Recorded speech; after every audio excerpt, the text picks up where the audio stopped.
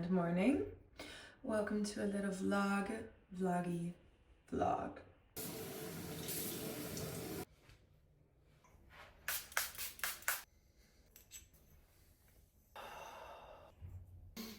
Sometimes my face gets pimples and sometimes it gets red, and social media, can be a highlight reel of ourselves and our lives, and we can make ourselves look a certain way online. And although I think that there's nothing wrong with that, I do think it's important to also showcase like the reality as well, because my skin's not perfect and sometimes life just lifes. This is the outfit.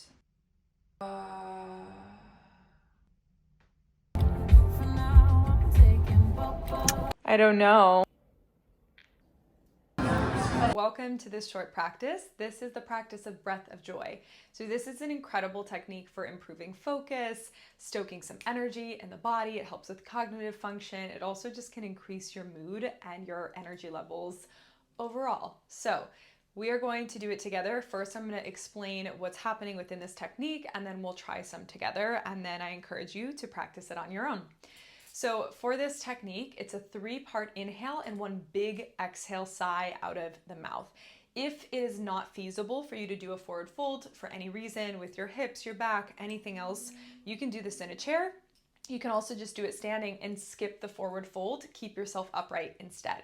So it's an inhale first, the arms reach out in front of you. The second inhale, you open the arms to the side. The third inhale, you sweep the arms all the way up to the sky. And then as you exhale, out the mouth, the arms sweep down, chest falls forward, and then you repeat it again. So it looks like this in real time.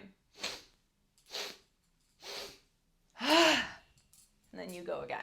I love to do the breaths in through my nose on the inhales, in, exhale, sigh it out. So let's take a moment. If you can join me, stand up, have your feet planted on the earth. Shrug the shoulders up, back, and down, maybe a little wiggle, maybe a sigh. Arriving in the body, ready to try this technique. So we'll do it a little bit slower just so you can get the pacing if this is new for you. Following along with me, exhale out your air. Inhale, arms forward, to the side, to the sky, out the mouth. Inhale, inhale, inhale. Exhale, inhale, inhale, inhale, exhale, inhale, inhale, inhale, exhale. One more, up, up, up, and out. Take a moment. Every time you practice, come back into your body. One hand to the heart, maybe one hand to the belly. Close the eyes if that feels good, and just connect to your breath.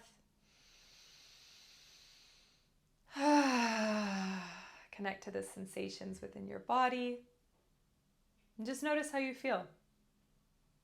I recommend taking this as many times as you would like. I think typically between 5 to 10 is a good place to start, and if it feels good, you can do it for 3 minutes or longer. Put on your favorite song and tune into the music with the movement and the breath, or you can just do it alone, your breath, and letting that sound of the breath guide you instead. This is Breath of Joy. Try it out, play around with it, and always make sure to come back into your body with some slower, longer breaths at the end of your practice to integrate all of the experience. Okay, friends, I just got home from a little adventure, and I have some other things on my schedule for today, but I just wanted to take a moment and drop in together because I think it's important in these vlogs and these videos that I share to also have these moments to come back home. So I've been thinking a lot about grief lately, and one thing that I've been really ideating with is this idea that if you don't meet your grief fully, you can't expect yourself to meet love fully. And the reason that this is coming up really strong in my life is because I have been challenged by grief, especially within the last, few years of my life, losing people, saying goodbye to friends, saying goodbye to versions of myself that I no longer resonate with. And even in the excitement of change and transformation and birth and rebirth, there's also this deep challenge to meet parts of yourself and parts of myself that, you know, are new. And sometimes with that newness, the unfamiliarness, we can feel sadness or grief of really having to let go of who we were, the good and the bad, and the all of the in between of who we were, right? And I think that the deeper we are in relationship with our grief, the deeper we are in relationship with our love. The more that we grieve, the more we can understand that that grief is also, holding our foundation of love. When we lose someone, whether it's a friendship or someone actually leaves this physical plane, we often are grieving because of how much we loved that person, right? How much we loved, the relationship or aspects of ourselves in that relationship. And I think that when we view grief as a reminder of our capacity to love, it actually becomes something that you can easily integrate into your life and your felt experiences without letting fear drive or direct the way. And as I grow and as I grow my mind and my body and connect more deeply to myself, I really become in relationship to grief and knowing that it's okay to grieve. It's okay to grieve parts of yourself. It's okay to grieve people. It's okay to grieve ideas. It's okay to grieve dreams that didn't work out. And the more that we stop trying to suppress or repress grief and actually invite it in, we can become friends with it. And then our grief is something that we're not afraid to experience because we've felt it before and we know that it's not permanent. And I think too that, when we look at the grand scheme of life, if we allow ourselves to feel grief in the moment that it needs to be felt time and time again, as many times as it comes up, we actually offer ourselves more opportunities to also experience love and to deeper our relationship to love. And I think grief and love are really like two sides of the same coin. They're in conversation with one another. And I don't know, I feel like I've had a lot of this conversation come up. I've had a lot of people in my life lose loved ones, and I think it's something that I want to talk about more. I think the more we normalize our grief and talking about grieving and share the practices or the things that support us when we're grieving or, when we're loving, I think, it's so valuable for all of us to open our hearts and open our minds to these conversations as lovingly, as compassionately as we can.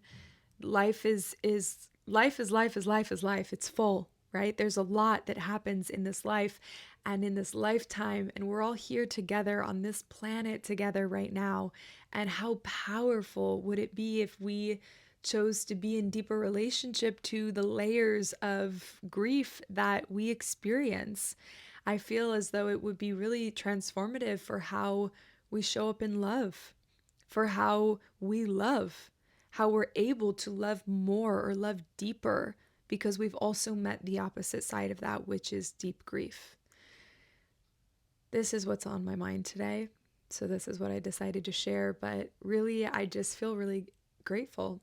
I feel grateful for the relationship to grief that I've had this last year, grieving relationships that didn't work out, grieving jobs that didn't work out, grieving people that have left my life, grieving friendships that have failed or maybe not really failed, but just changed.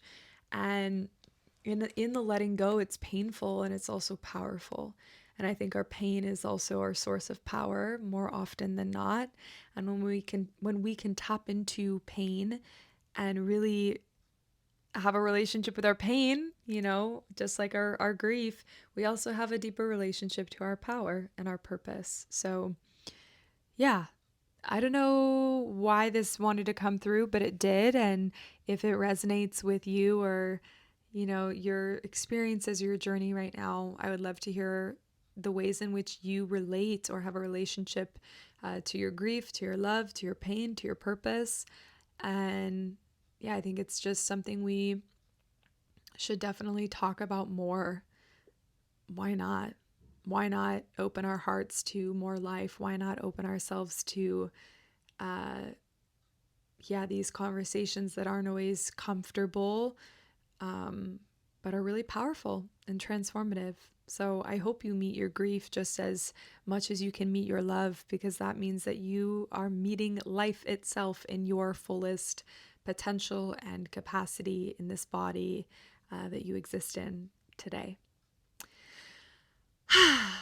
Let's take a moment together. If you're still here, listening, watching, present with me, let's just take an inhale through our nose. Open your mouth, let it go. Inhale. Exhale. Inhale through your nose, hold the breath in.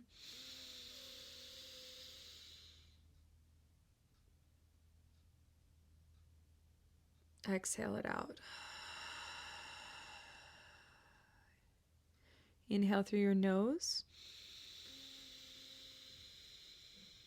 Lip trill out.